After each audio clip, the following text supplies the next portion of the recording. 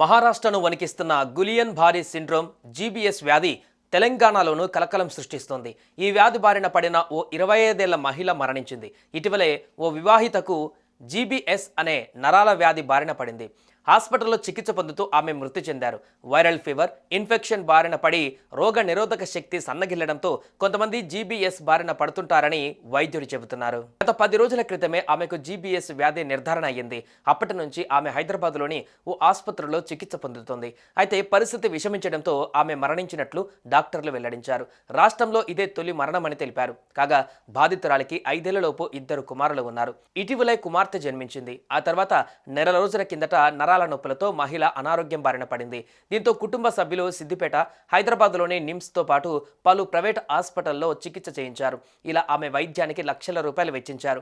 అయినా ఫలితం లేకుండా పోయింది. చివరికి ఆసుపత్రిలో చికిత్స పొందుతూ ప్రాణాలు కోల్పోయారు. తెలంగాణ రాష్ట్రంలో ఈ వ్యాధితో మరణం సంభవించడం ఇదే మొదటిదని వైద్యులు తెలిపారు. శరీరానికి సోకిన ఇన్ఫెక్షన్కు ప్రతిస్పందించే రోగ నిరోధక వ్యవస్థ శరీరంలోని నరాలపైన దాడి చేసే అరుదైన పరిస్థితిని గులియన్ భారే సిండ్రోమ్ అని అంటారు. జీబీఎస్ వ్యాధి సోకిన వారిలో శరీరం అంతా తిమ్మిరిగా అనిపిస్తుంది.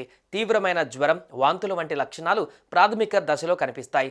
వీటితో పాటు పొత్తికడుపు నొప్పి, ఒక్కసారిగా నీరసంగా అనిపించడం, డయేరియా, కండరాలు బలహీనంగా మారడం వంటి గులియన్ భారే సిండ్రోమ్ లక్షణాలు. ఈ వైరస్ నీటి ద్వారా, కలుషిత ఆహారం తీసుకోవడం ద్వారా బ్యాక్టీరియా రూపంలో సోకుతుంది.